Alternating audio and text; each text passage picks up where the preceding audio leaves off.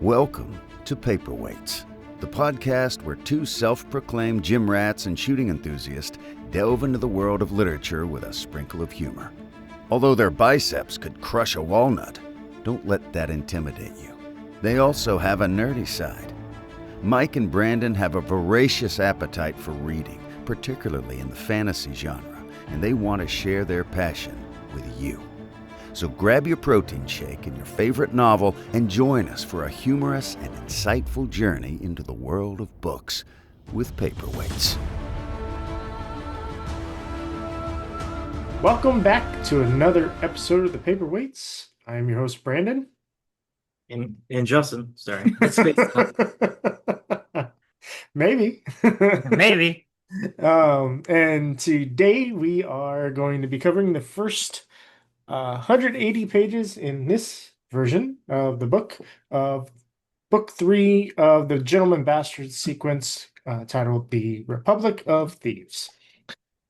Before we jump in there, we are sponsored by a Louisiana local small business that specializes in beard care products, named Mudcat Whiskers. You can visit them at mudcatwhiskers.com. Use code Paperweights at checkout to save yourself 15% on your beard care products. Get your beard nice and moisturized and free of dandruff and smelling good if you want it to smell good. And if none of those things sound amazing to you, but you like candles, he also has candles.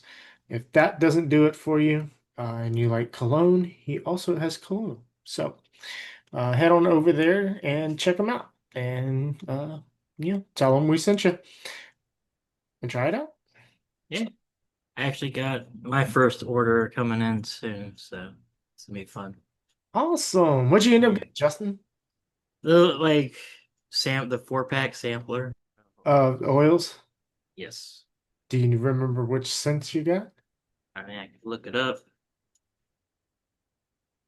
One was like Jean-Luc because of Star Trek.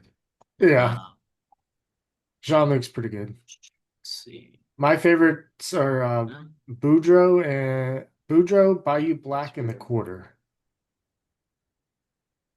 Those are my favorite scents. Yes, so I got Bayou Black, 1812, Bordeaux, and Jean-Luc. Okay, I don't think I've done Bordeaux. Is it Bordeaux or is it Boudreaux? It might be Boudreaux. Yeah. Boudreaux? Okay. Yeah, one of I mean, them. I wouldn't put it past them, that Bordeaux. I mean, it's a French word, right? Yeah. But Yeah. awesome. Yeah, I need to I do highly recommend the wash and the conditioner. It just helps to get all that dead skin from your face off, and moisturizes the skin underneath a little bit more and kind of makes the hair a little bit softer. And then you put the oil in, and it kind of helps to do all the other stuff, and make it smell good. Yeah. So, I don't know all the science behind it, but hey, It does stuff. yeah. And so, let's see. How are you feeling about book 3?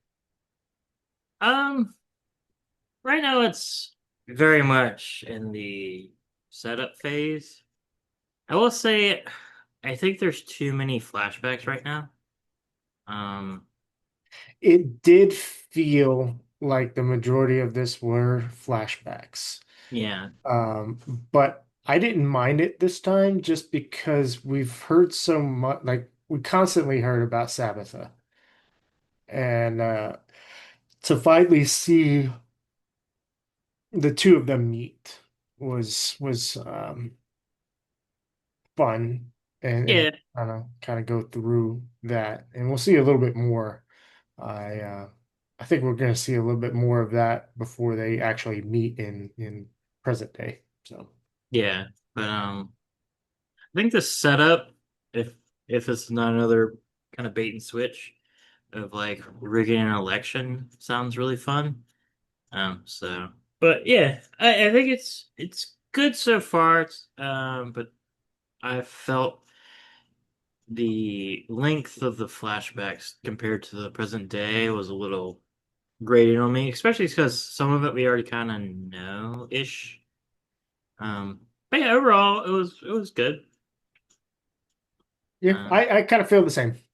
Uh, but I did enjoy it. I have been enjoying it. So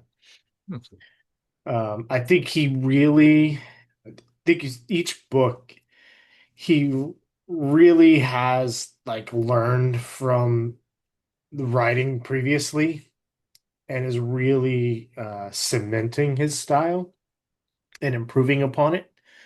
Um, I, I I feel that to be true. So yeah, yeah. There's just something we'll get to it, but like some things, since you know the outcome, weren't as exciting, like the boss job that we'll get into. I was like, yeah, like I was pretty sure right away it was like a test. Um, I don't know when you caught it, but yeah. So just like, yeah, I know they both of them don't die, so something's gonna happen. It's probably a test that turned out to be that. But yeah, nothing bad. I want Locke to get back on his feet and like the real meat of the story, which I assume will be next part. So I will get yeah, that. yeah. All right, let's jump into the prologue, Minders. Yep. This is a flashback. Locke is still with the thief maker and stuff. This is before he killed the two guys and got kicked out and stuff. It's basically showing when he meets Sabitha. She works on a different shift than him, like the day shift, right? Or the night shift. Either one. They're like opposites, so he never saw her before. But basically,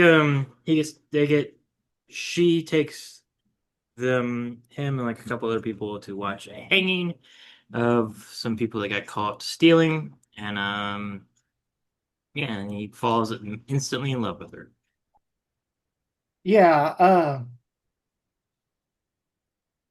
And then later he learns that she was drowned, and he's sad. yeah. Um, yeah, not only were they working opposing shifts, but like the style of thefts and jobs that they did were different. Like I think she was her a night shift, right? um So it makes sense no, you would like pickpocket in the day. yeah, hers is windows, and Yeah, so like it's more traditional, like breaking, entering, and stealing from inside. yeah, Um, yeah, there was a lot of kind of emotional things in this one as well that I kind of um I really felt for Tam and No Teeth a little bit. Um, because there's just like you have to remember like I think Locke on this in this one is like maybe 7 years old in in something in, like that. I in the think a little prologue. younger. Um, and then you got Tam and No Teeth. They're all uh relative small and relatively new children to this kind of stuff. Yeah, it's basically like it's after a little bit after the time he like made the did the plague scare and had the things burned down because she mentions that to him. So it's like a little bit after he joined the crew. We do get to see more of his bullies that he ends up getting them killed. And I'm curious if them telling him that like she's dead, if that like actually also triggered him wanting to kill them even more. Huh, when? Because the bully, the guy he gets killed, they tell him that that Sabbath is dead, she drowned or whatever. Oh, okay. Yeah, if that was more impetus for Yeah, him just Locke to kill them. yeah. I mean, it probably didn't hurt. Yeah. Yeah. But yeah, Tam and No Teeth both end up dying as well. Mhm. Um, like Tam was caught stealing and like was had his head bashed in by the person he was stealing from. Yeah, And then No Teeth got ran over. It didn't say like if he intentionally or was accidental, but he got ran over by a wagon. Um, yeah. Ooh. One but thing I kind of just clocked is this part kind of mirrors the test that Brother Chains give Locke, because going and seeing the hanging was supposed to toughen them up. So kind of showing the ways, in the underworld you have to get your metal tested, which is yeah, kind of cool. there were a lot of like tests and kind of hardening of characters in this section. So,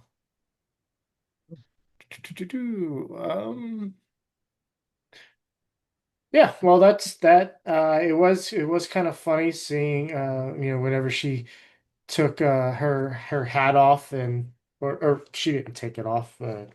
No Teeth, little brat was like, "I'm gonna take your hat." Yeah, and it's just her hair fell, and he's just like, oh.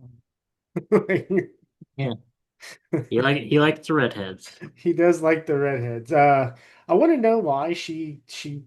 I mean, I guess redheads are people really like redheads, so maybe she was dyeing her hair brown so that she wasn't as um had as much attention garnering. Yeah, I mean, yeah, also if you're a thief, you probably don't want, oh, that Oh, redheaded, Beacon. yeah, beacon. That probably makes sense. That may It- yeah, I like that. But yeah, we get some our first introduction to her. She seems very cool and calculated, and mentions a lot of time how graceful she is. She's like, you know, pretty master thief. And it's fun to see her. She also sees how good of a thief Locke is, Yeah, you can because see. like when the young ones fucked everything up, like Locke at the end was like, "Well, hey, look, they each need something, right? Well, I stole three things." She's like, "You what? I didn't tell you to steal yet." He's like, "Well, I mean, I can't just go put them back in their pockets." And she's like, I "Oh, mean, okay. Well, yeah, true. Well, thanks for saving my skin." So, yeah, yeah. all right. He impressed her a little bit. Yes, chapter one. Things get worse. This now present day. I think it's a couple of months after book two, something like that. And they're in Lashane. I think that's how it's pronounced. Lashawn. Which is like a city basically known for its physickers. And basically, Locke is It's one of the dying. twin cities. So, like, Carthage and Lashane are like right next to each other across a river from each other, I believe it is. Um, Yeah. Yeah, but really good physickers. Locke is dying. I like how it was like the one thing Stragos didn't lie about was this damn poison. So basically, Locke is in a foul mood because he's dying. He's kind of given up, and Jean is going around contacting all the physickers, and basically they're like telling him there's nothing they can do. He's trying to get this it's like the the best Dusty. physicker, yeah, Zadesti to like see him, but he's getting kind of like giving the ring around. So he basically ends up kidnapping him and taking him to Lot. And the dude's very much all hoity-toity, but he looks at Locke and he's like, there's nothing I can do, and I'm the best one here. And then he's like, shit, throws him in the alley. It's pretty funny. Um, and then he kind of comes back, and there's like these gangsters, and they're like, "You really thought you could kidnap our dude under our nose, and we wouldn't know about it? But your Komori, this could bring you lots of trouble on us, so we're just gonna beat the shit out of you." So they beat the shit out of Jean, and then basically they're like, "Yeah, well, that sucks." And the bondsmaid shows up, and she's like, "I got a job for you," and they're like, "We're gonna kill you! Oh no!" And they freak out. And her name is Patience. And she has a job and stuff, and that we learn a bit about her that the Falconer is her son. Dun, dun, dun. Yeah, that it's funny. I actually out loud said, "Oh," when I got to that part where it was the reveal and Jules was nearby. She goes, "What?" I was like, "Well." I Oh, couldn't go into much detail without like explaining all the rest, but I was like, and she "Hey, has 5 rings, so she's one of the best mages in yeah, I think the that's like the world. deep." She explained that that was like the deepest level that there was. Something like that. Um, I don't remember what the Falconer had. I think he had 3. yeah, I can't remember. It's definitely less. Yeah. Um, we do Oh, know wait. that one of her dudes later on has four. Yeah. Um, We do learn that the Falconer like basically broke his brain, so he's kind of like a vegetable now. And yeah, it was fun. yeah. Oh, yeah. She was the one. Patience was the one that intervened in the night market that stopped the other um, bonds magi that were kind of in league with the Falconer. Yeah, They kind of wanted revenge for the Falconer, and she kind of stopped them from uh, going forward. We also did learn, so before Jean kidnapped, like the impetus for him actually kidnapping the Fisker was the dog leech Malcor came after a new symptom appeared. He's like, well, he's got like 2 or 3 days maybe. And that's when like Jean was like, fuck it, I'm going to kidnap this guy. Um, but yeah, they stole all of their like everything except for their clothes, even like the furniture in the place, which I assume they were in an inn, which would yeah. have been like furnished. Mm, So like that was a little weird. I kept going, "What?" But then there was a bed. Like they left the bed because it kept referring back to them sitting on the bed talking to patients while Locke was laying up. Yeah. Um, but they did make note that they stole the table. And I was like, oh, why would you steal the table but not the bed? Like, Well, I guess Locke's on there, and they didn't want to move him. Maybe catch his disease. well, they know he was poisoned, not True. not diseased. Um, so um oh yeah, like Locke, we also did find out that Locke had hid away money under the floorboard because he was like, I'm gonna hide away some because I know Jean's gonna spend it all. And then once I die, I'll like I'll tell him that there's money under there as I'm dying, and he'll be able to go continue his life. And John's like, "Oh yeah, I knew you would do that, and I found it, and I spent that as well." Yeah, we learned that the yacht they sold the yacht and everything. So the cat is gone for now. Yeah, shows up later. Yes. Uh, Spoiler alert. let's see. You should have read all this. Anyway, Hmm? I said if people are listening to this, they should have read Oh yeah, no. what we told them to read to, or It was a reading joke. the title. Um, oh, another thing with the Bonds Magi was like Jean went to attack her and she disappeared and she was like, "Hey, I know your real name, so you can't act like I can control certain things with you."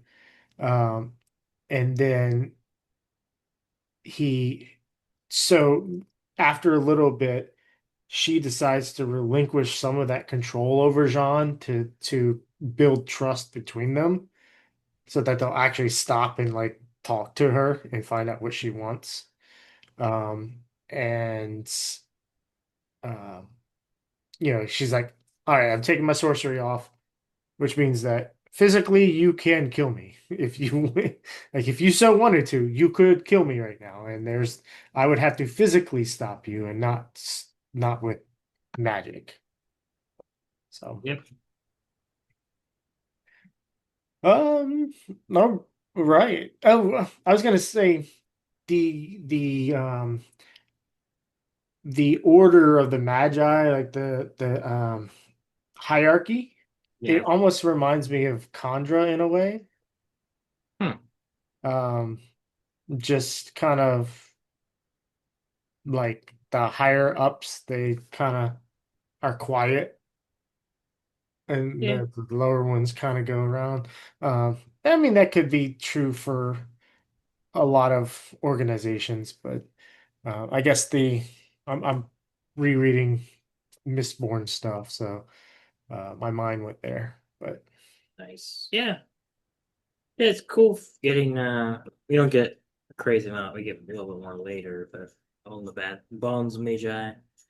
Um yeah.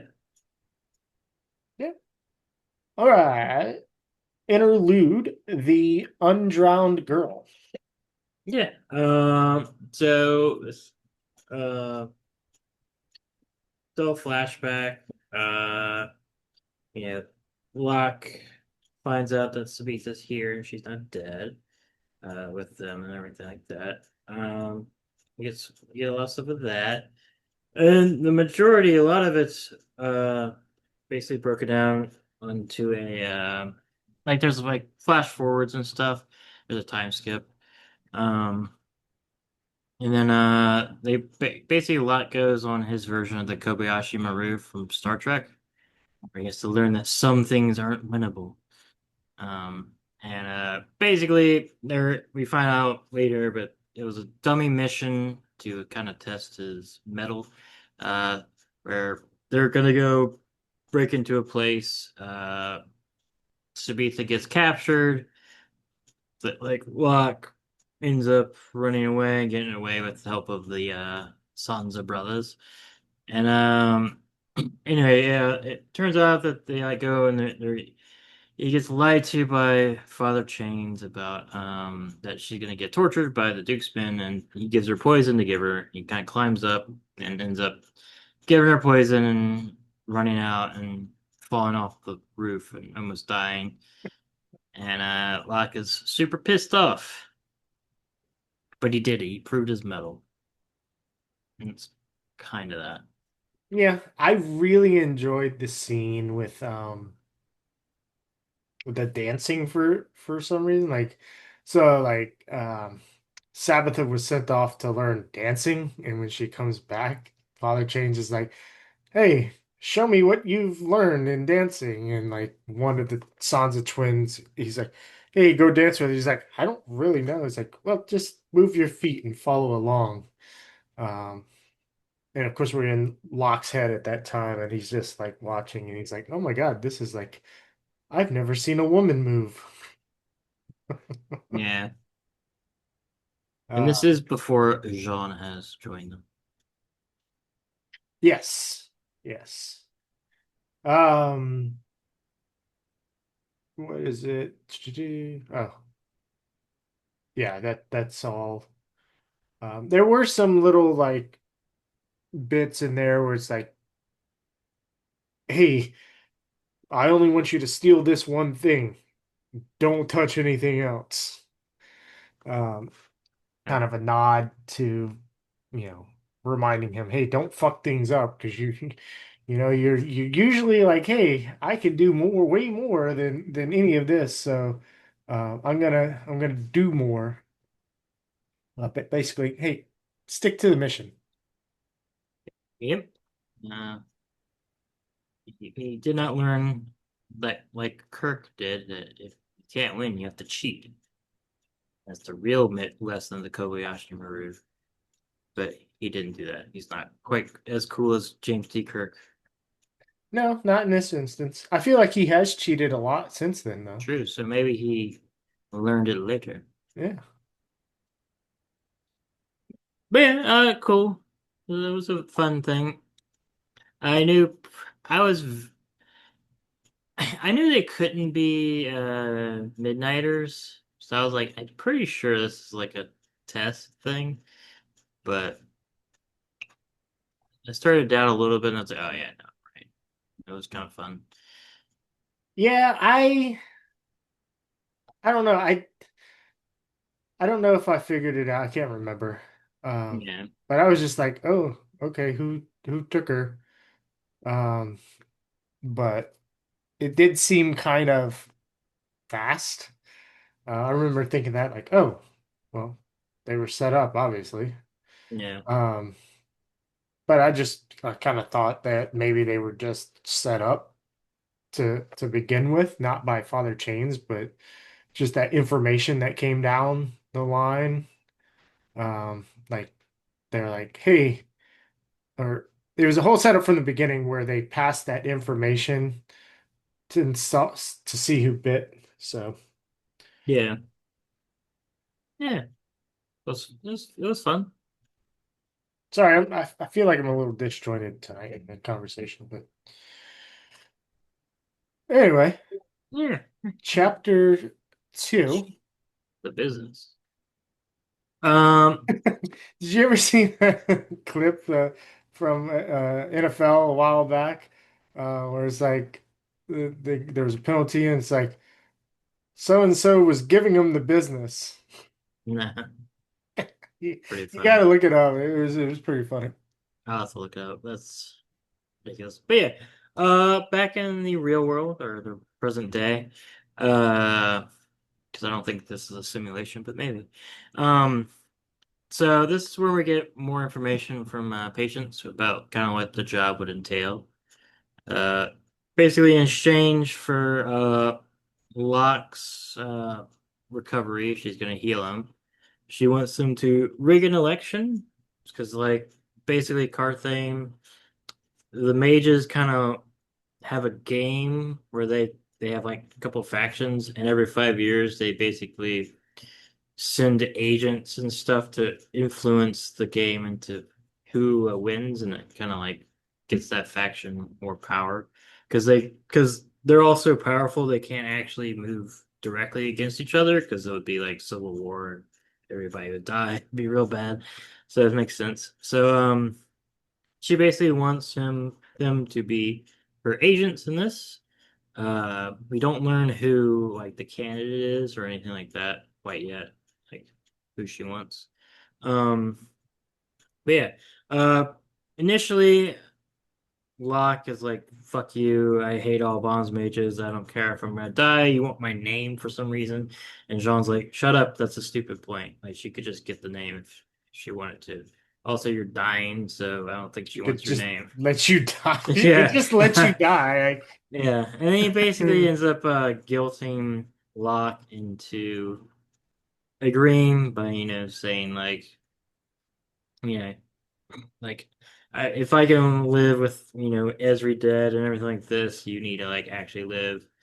And it does an interesting point where he says that whenever Locke is kind of standing still and he doesn't have like a job or anything, he kind of like gets super depressed and kind of wants to die, which is it's true. interesting.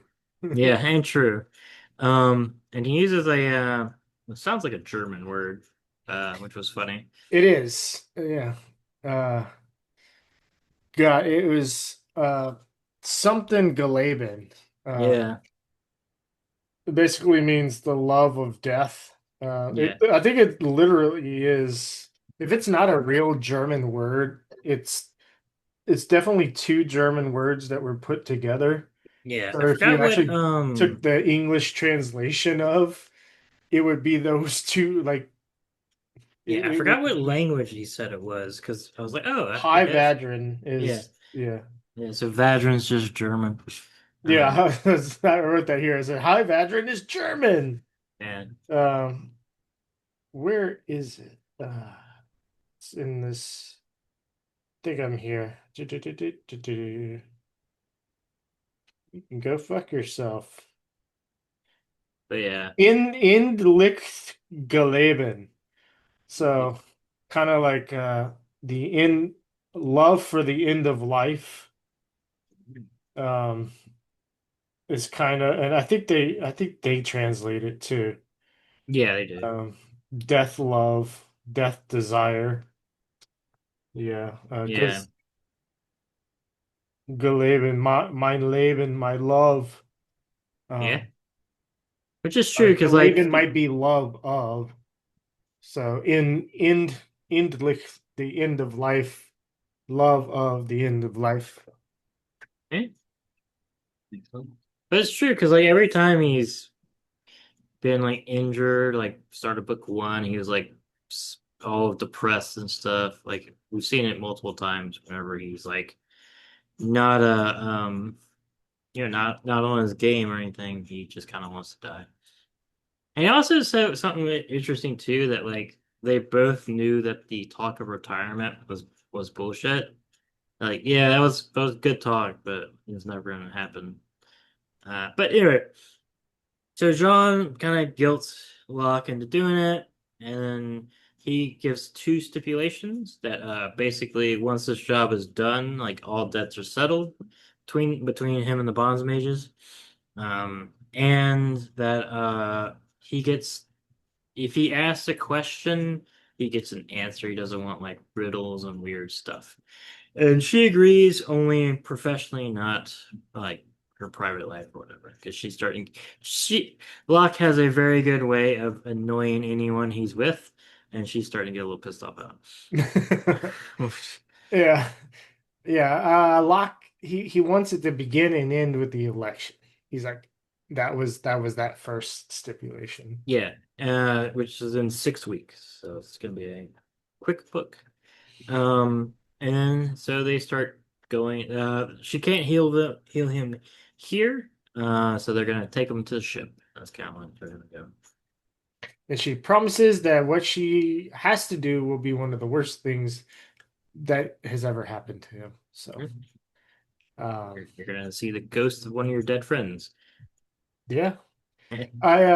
Yeah, I wrote here that like the Bonds Magi, so this election and the influence of the Bonds Magi on it, it's very close to like nuclear powers having to fight having proxy wars and cold Mm, wars going on, because if like the Bonds Magi get involved, then everybody's just going to die. Like, yeah.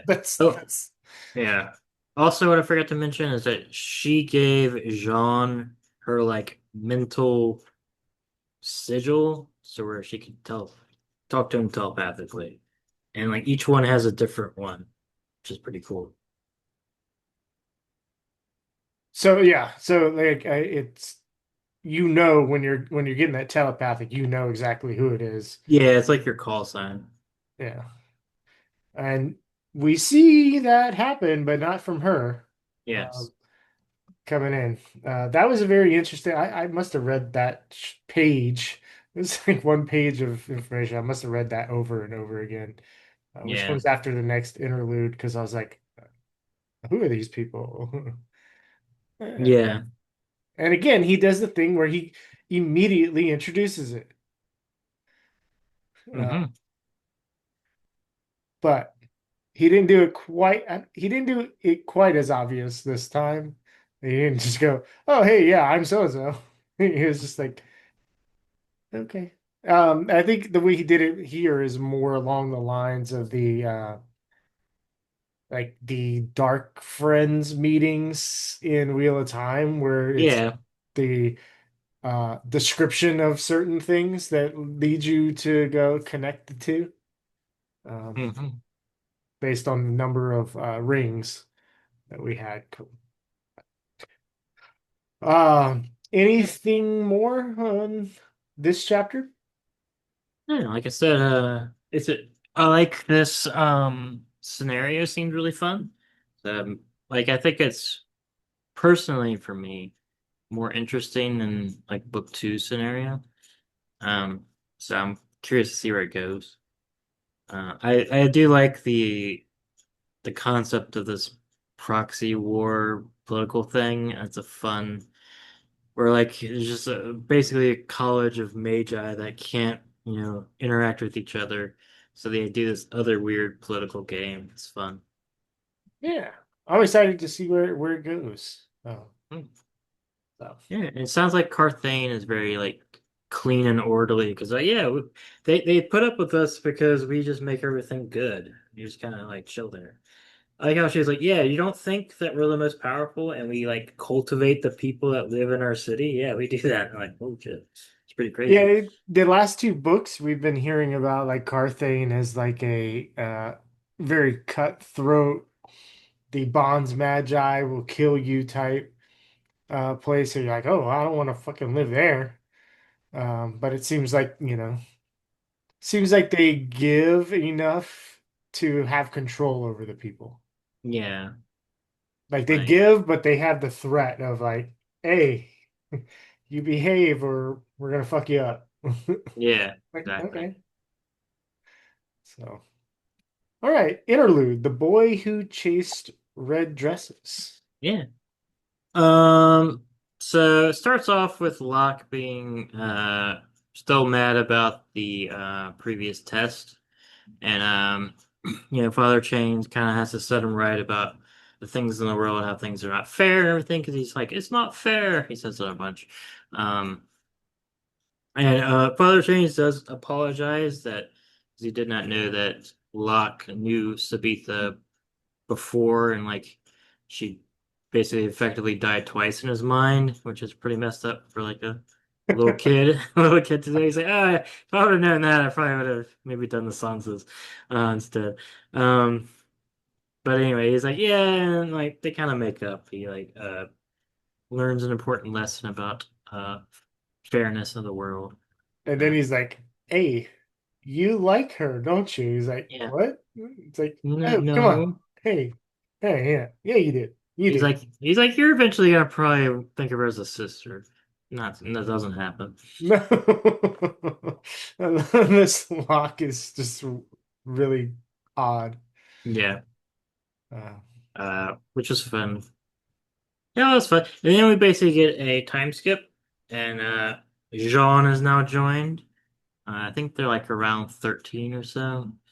yeah, Uh, it puts Sabbatha around 17, I think it said. Uh, yeah, like he notices her grow through puberty. Um, and then yeah, he's like, all right, well, sorry, I took over, but no, you're good. he's like, all right, well, we know I know y'all can, pickpocket and y'all are very effective against non-thieves, but we really need to test how good you are. So we're gonna do a game where I start pitting y'all against each other, and first up is Sabbatha and Locke. Yep. Especially the game is Sabbatha is gonna walk basically to the length of the street to this bridge, and she's gonna try to conceal in her like basket the colors of these balls, basically. And then Locke has to follow her. She has to walk at a reasonable pace, not draw any suspension. And Locke has to follow her and ascertain the colors of it. But he also has on like the left breast of his jacket, he's going to have a certain number of buttons.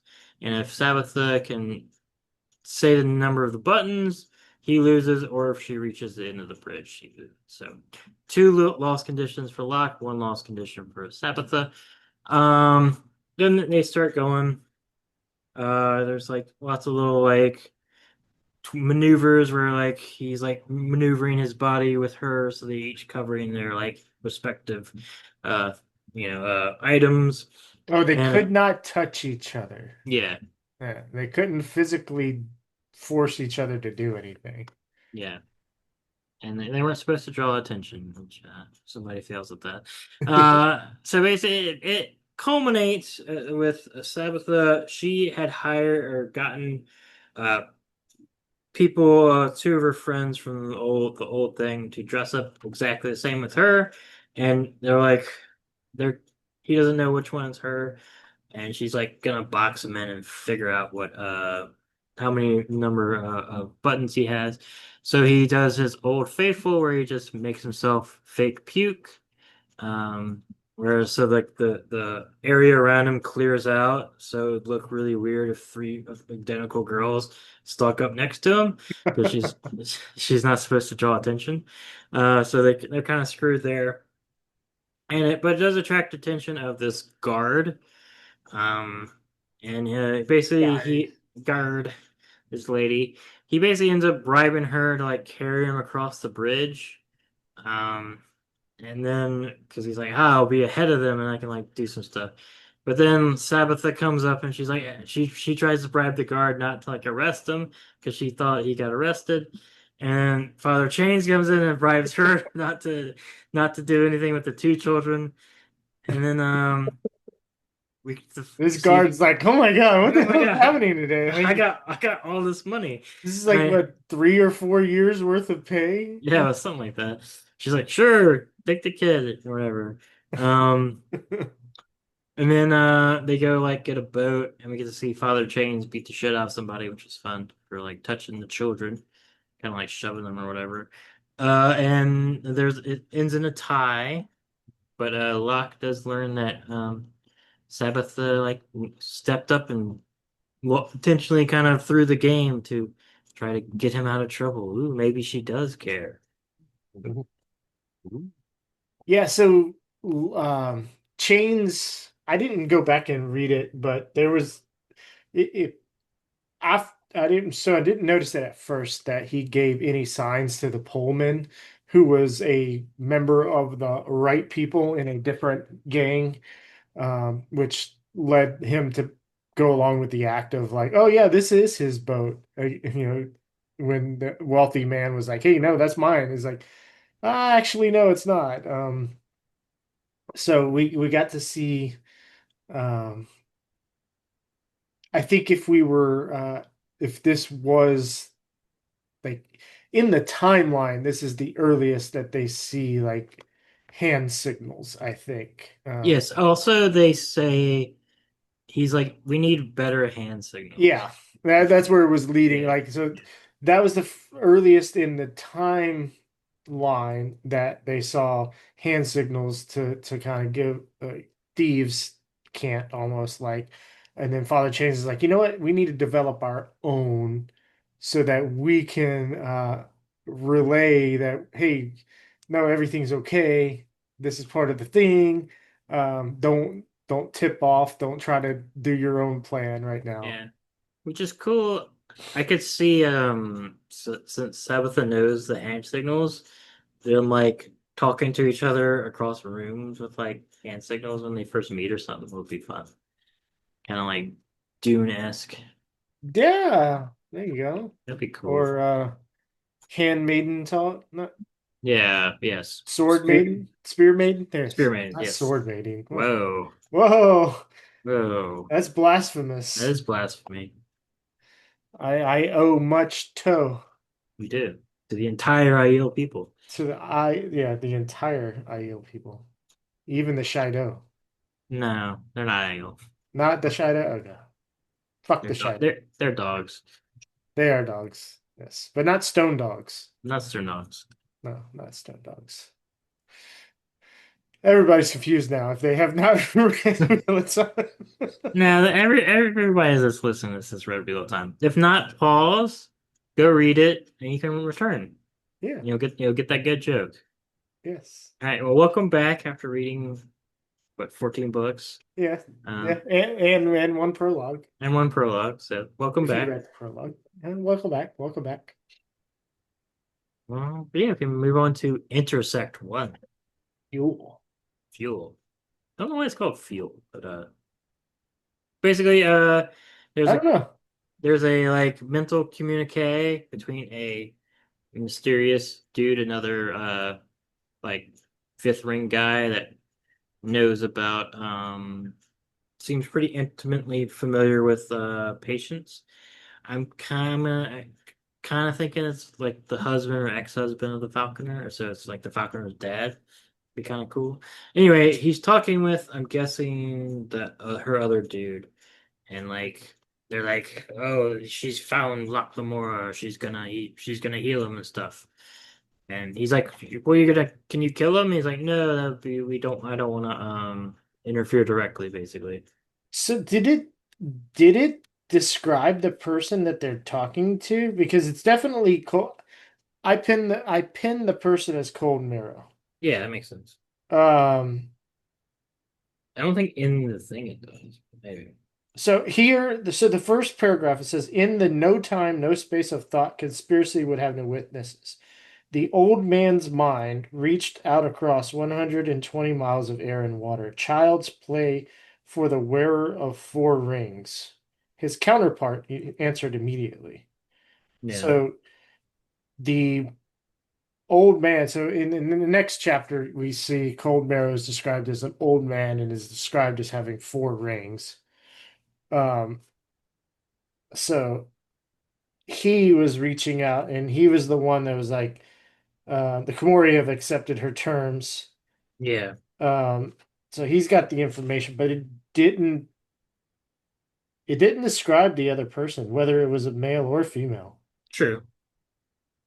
Um, But yeah, but yeah, basically we get a mention of an exemplar, which is definitely Sabbatha. So Sabbatha is working for the other side in this political rival yeah. because yeah, that's kind of it. It's kind of like, hey, there's a traitor amongst them. It's interesting. It says your exemplar would crush Tannen alone. He's formidable, but he already carries a weight of mourning. Yeah, not over Esri. Rip. Rip. And of course, he says they are going to be in Carthage the next day, Yep. which we already maybe have known, surmised, obviously. Yeah. All right, Uh, go. chapter 3. Yeah. Chapter 3. Blood and breath and water. This one basically they go to the ship. The ship is like a magic ship. It only has a couple of crew and they can like channel their own weather and stuff. Uh, and the cat's there, Regal, so that's fun. Um, Curious where that's gonna go. And then basically they're like, all right, we're gonna like heal Loch Lamora. It's gonna be really bad. That's kind of like the entire thing.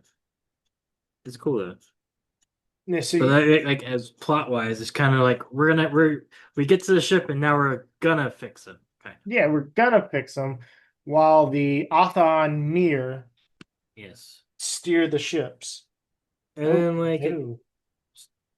stuff happen. They're like painting all these cool like sigils and stuff on them. It's really fun. Um, and then we get like weird like bug hallucinations and shit. That is a chapter, right? Yeah. No, then the next one is that. Oh wait, Okay. no, that is this one because the next one's an interlude. Yeah. Sorry, I just discovered that the armrest of my expensive ass Secret Labs chair that's 5 years old is Broke. no the cushion on the armrest is splitting That sucks. after 5 years though. So I Oh, mean, that's good. Yeah, it's $200 chair, 5 years. That's not bad at all. no. Break I break Um, I break those chairs super fast. yeah. Sorry, I Yeah, was you're good. totally distracted, but yeah, this is where they start the ritual. Basically, patients at Cold Marrow make three effigies of Locke using his blood, hair, and breath and candles. Put them into wax, and they tie him down to the table. Um, and that's the prep. And then Locke's like, "Hey, can I have a word alone with Jean?" And they're like, "Yes." And they like basically pray to the Crooked Warden. And then the next two sections, I think, are the exact same time, just different points of view. So, Mm. like, you get Jean seeing it from the outside.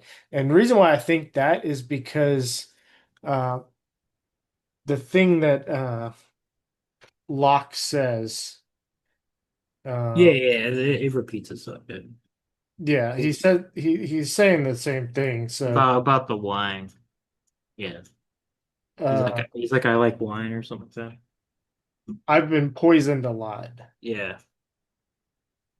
Um, so yeah, the first one, shit. Sorry. What in the hell did I do? Are you still there? Yep, I'm here. Okay. You broke it. I You just my breaking whole every. screen went wide and then there was a a pause and it wouldn't didn't respond to me. I was like, oh fuck. Um, Just breaking everything. yeah, it's weird day today. But anyway, do do do. Oh, Cold Marrow applies this dream steel on Locke's skin, and it makes all these like intricate lines on his upper body, and then like sticks in. It almost reminds me of the reverse of the. Did you ever read the X-Men bit where Magneto pulled all of the adamantium out of Wolverine's body? Yeah, Yeah, it's almost like kind of like the reverse of that. It felt like it, but there's just like needles that go in. Um, and like the candles turn black, the flame turns black, shadows are flying around, the cabin is shaking. Jean's like vomiting because he's like, this is really weird and like unnerving. Again, really awesome like horror. Um, like he and Sanderson write horror scenes extremely well. yeah, Um, then Cold Mirror has to call in another Bonds Magi or Bonds Mage to help himself stay up. I think. Yeah, I think like Cold Mirror was having trouble staying. yeah. It kind of reminded me of like a circle in Wheel of Time. Like you needed somebody else's power. It's kind of. I don't know if that's actually what happened. That's just what I my mind went to. Is like, oh, you like It might be. what is that? What's it called in Wheel of Time? Where they like tether themselves to each other? I don't remember. It has a Uh, specific name. yeah. It's not a circle. It's like God, whatever. So different. Uh, But yeah, it reminded me of that. Link. Linked, yes. You kind of like linked with them. It's Yeah. probably not what actually happened, but I like that. I like that idea. yeah. That could mean. And then yeah, we get like this weird scene with Bug being like, "I am in hell, and you're gonna be in hell. Rah, I'm dead. I have sins." Um, I'm so distracted by this arm. yeah, that's that chapter. We can move on to the last chapter. Yeah, I it was fun. Fun chapter. Yeah, like these. A lot of these are kind of sparse because it's like not a lot of plot is happening, or even like character stuff. It's kind of just like we need to get Locke like up on his feet, and like the actual story will Yeah, progress. really descriptive Yeah, uh chapters of the events that are happening, but the events themselves are not very, they're just very straightforward. yeah, which is fine. Like they're fun. It's Yeah. just like talking about them. There's not like a whole lot of meat to the story quite yet. Yeah, but then Um, making the sections longer, like reading 250 pages, adds a lot more like work in a week. Yeah, no, Yeah. I like this little thing. Interlude, Orphan's Moon. So this we get another flashback. This is when they're getting inducted into like the Crooked Warden's like calling, basically. Which I didn't understand that like all the like the criminals in Camorra are part of the Crooked Warden stuff. I thought it was just them, so I was a little confused there. But like Nazca's there, and like it seems like everybody when they become a criminal, they like go become like blessed by him, or whatever. They don't become like full priests, but um, Yeah, I was confused by the fact that there were two different ceremonies. Like the first one where they like I took as they were being initiated into the Komori underworld. which they also mentioned it was like probably Locke's 13th birthday. Yeah. Um, and then the one later was like the ceremony of joining. Becoming a priest of it, basically. Yeah. Yeah. So like It's the first one I didn't think was like I thought it was more of an initiation into like a thieves guild. yeah. I Unless I totally skipped over a mention of the Crooked Warden in that section. maybe. But definitely in the last one, it was like, they said, is anybody up for But they're all there. Like Nazca's and shit's there at the ceremony.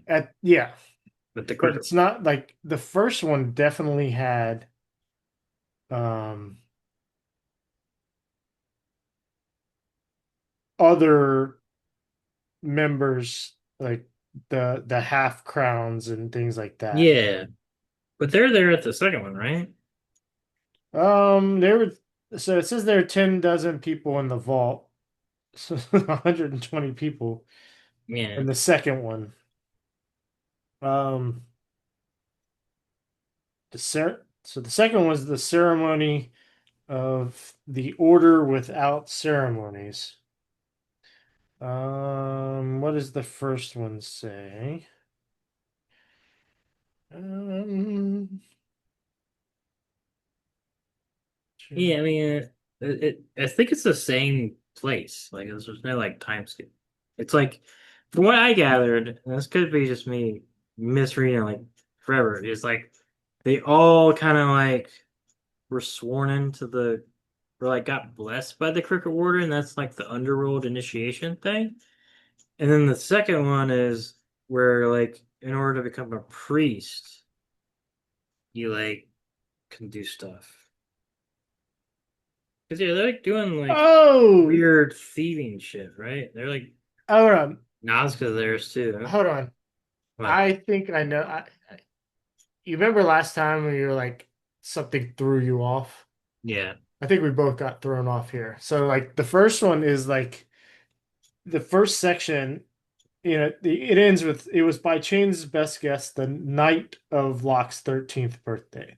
And then section two says the day's activities had started with the procurement of an appropriate offering.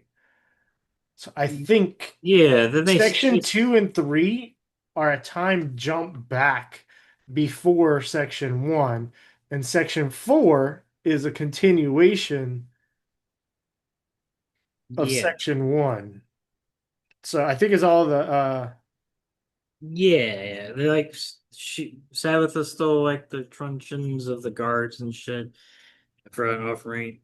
But it's still all like the entire like thing is Crooked Warden stuff, right? yeah, It yes. seemed like it. Anyway, I just didn't realize it didn't make it seem like the other Komori were like Crooked Warden, if not disciples or anything like that. It's like they also worshipped him or whatever.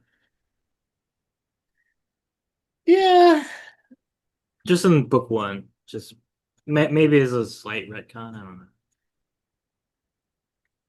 know. Maybe, but also I think I think they hinted to it kind of like in book two, where they were telling like the pirates, it's like, hey, we're kind of the same thing here, like, Yeah, the but so it kind of it makes sense, but I don't, yeah, it might have been a small retcon or a just a maybe he didn't expound on yeah. it before. It just seemed like that one of the reasons they were special was because they were like initiates of the Crooked Warden. Like that's the reason why they were able to like do all the stuff, and like the other Komori were just kind of like regular thieves or whatever. It's what it seemed like in book one. And it's like it's a little weird. But anyway, like there's only one person that can become a priest of the Cricket Warden, and Sabbatha wants to be it, and Locke's like, I don't know, maybe. And then it turns out Locke is gonna be the priest, and Sabbatha's pissed. Yeah. That's kind of where it ends. Um, Yeah, I always found secret society ceremonies intriguing. yeah, Um, I I will respect um so like a while back I joined the Knights of Columbus, which is like a Catholic organization, men's organization that's kind of secret society-ish. They have their own rituals. Um, and I'm respecting those that I was a part of, but they're Freemason they're now. they're interesting. Like I'm not saying anything bad about them at all. I don't have any bad memories or Yeah, uh, views on them, but they're definitely uh, initiation ceremonies and things are very unique, and they're designed to have a uh, a mental effect on you and kind of instill memory and emotional connection. So yeah, they're pretty cool. yeah. Just watch out for all the assassins, since you're now part of the Templars. Yes, gotta watch out for those assassins. But you do They get didn't you give get me my blade though. what? Did you at least get an Animus? No. Oh, that's lame. No. Fair enough. But Uh, speaking of other secret societies, did you ever watch The Righteous Gemstones? if so, it's been a while. Well, the series just ended this year. Then no. It's on HBO, but it's got Walton Goggins, John Goodman, um,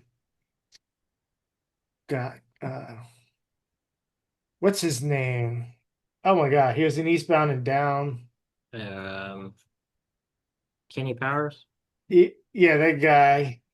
Oh, why can't I remember his name? Danny McBride. Mm. Um, it's got some other hilarious people. Um, and there's a secret society in that show called, I think, The Cape and Blade. But hilarious. Uh, Cape and Pistol Society Nice. is a secret men's club for pastors resembling a Masonic style organization. Um, Yeah. but yeah. If you want to see an initiation ritual into the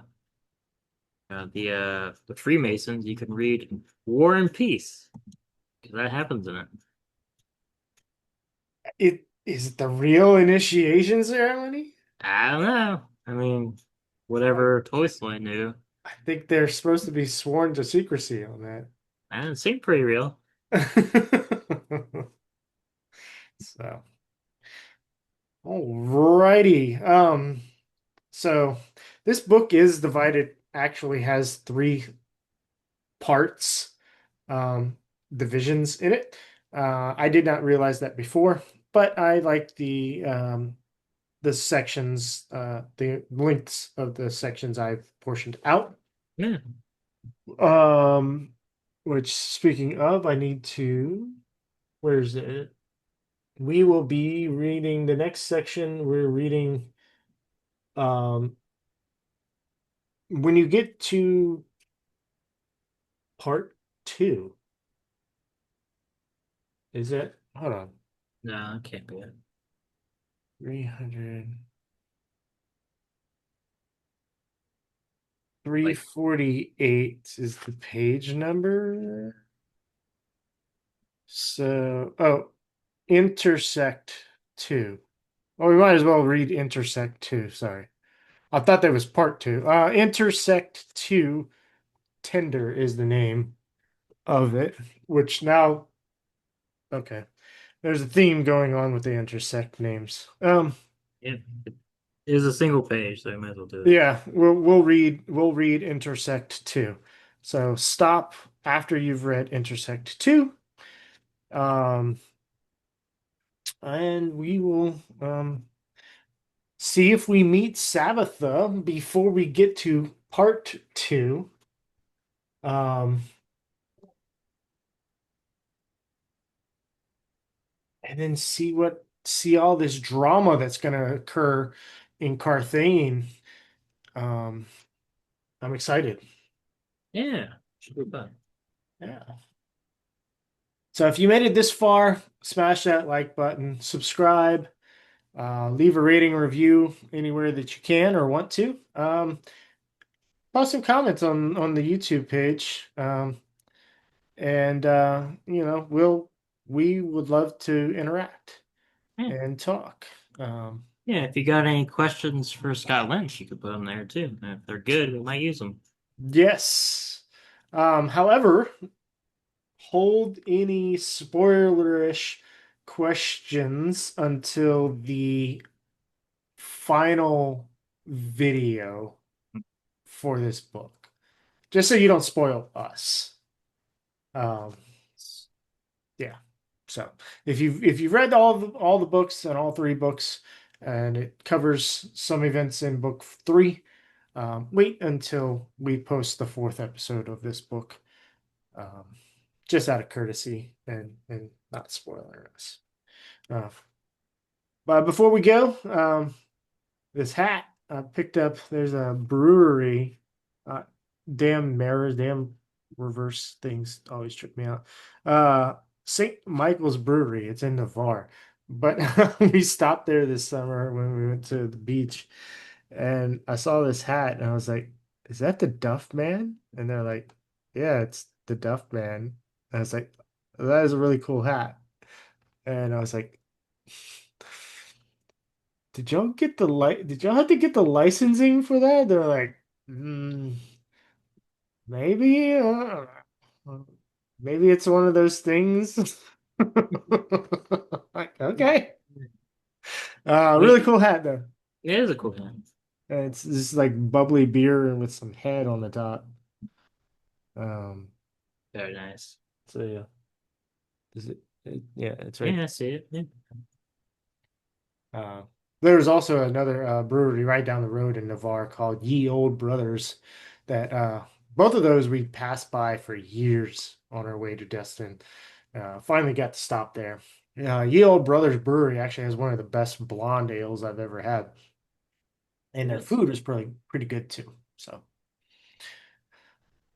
Hell yeah. yeah, you ever find your way out there, give it a stop. You could tell them I sent you, but they'd probably be like, "Who?" So, no discounts there, but you will get a discount if you go to mudcatwhiskers.com and use code paperweights. You'll save yourself 15% on your order on beer care products. So, all right, Justin, All right. I will catch you later this week, and then we will be back next week. All right, let's do it.